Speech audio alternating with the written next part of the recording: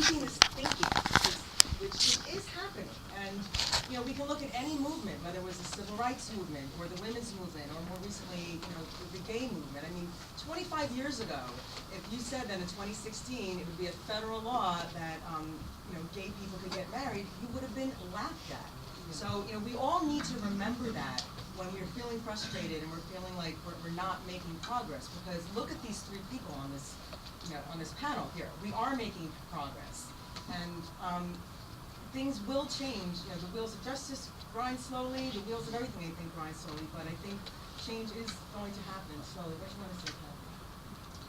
Just, if you don't know the study out of RPI that from a few years ago that found that there is a tipping point in the nature, in social movement.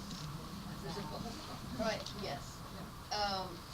The study looked at social movements around the world and of all stripes, and found that you can struggle, a social movement, women's rights, but fill in the blank, for decades and make very little progress until 10% of the population says this is wrong.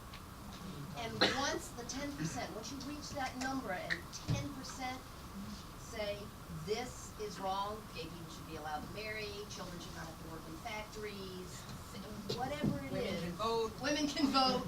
Black people should not be enslaved. Whatever it is, then at that's the point at which, to use the words of the study, change takes root like wildfire. Change spreads like wildfire.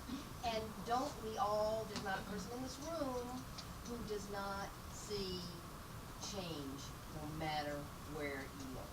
Look in the grocery stores. Yes. You're talking about Excellent food point. animals, look in the grocery stores. They're different than they were A year ago. A year ago, yeah. I mean, I always say that the vegan movement, when people say like, oh, I can't give up cheese, right?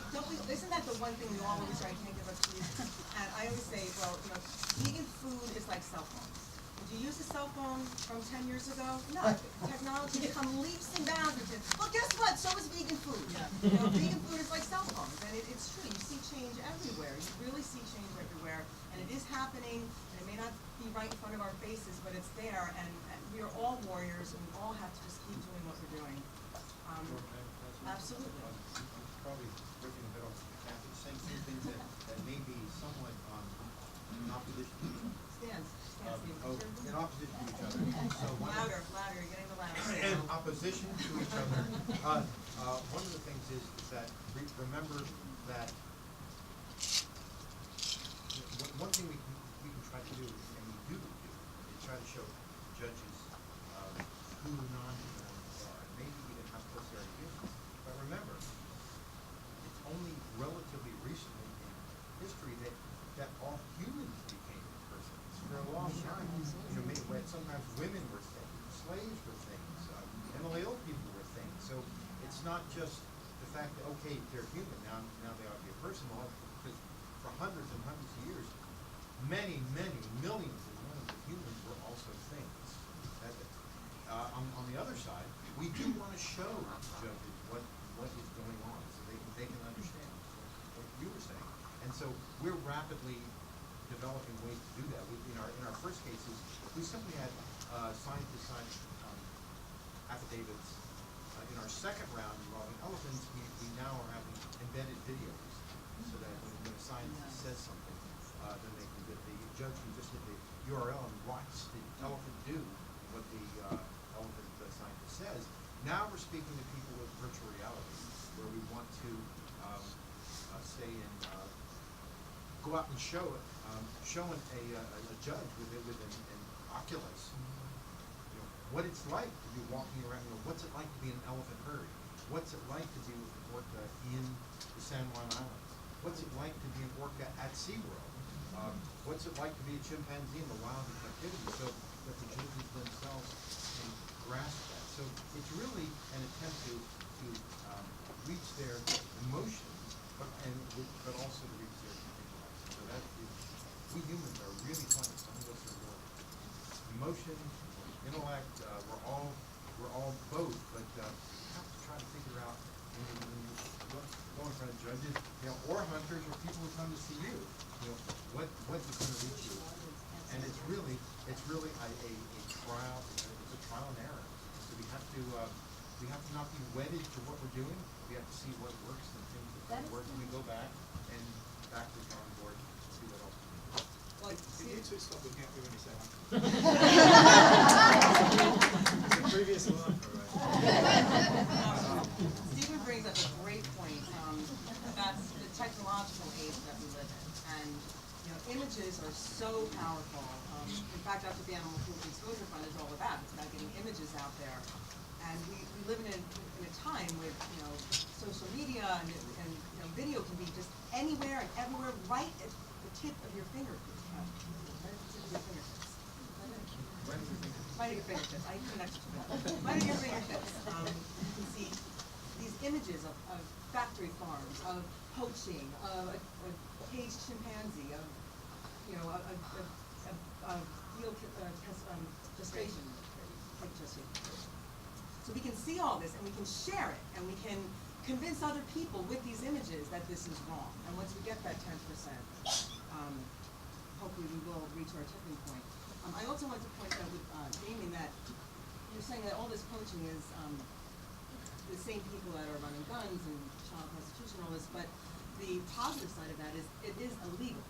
Yeah, it is illegal. So isn't that at least established? At one point it wasn't illegal. So at least it's illegal now, and we have to keep the illegal people from trying to commit crimes, but at least it's a crime. At one point it wasn't a crime. Is that correct? True. So yeah, in some countries, a few years, Mozambique a few years ago, killed an elephant or a rhino with a $20 fine. Now it's up to a 14-year jail sentence. But I have upon me some I would say animal rights thinkers, because I see people that are doing all this amazing work in slaughterhouses and having to get undercover footage, and people that are fighting for the rights of animals in courthouses. And if we see someone about to hurt an animal, we are legally allowed to shoot them dead.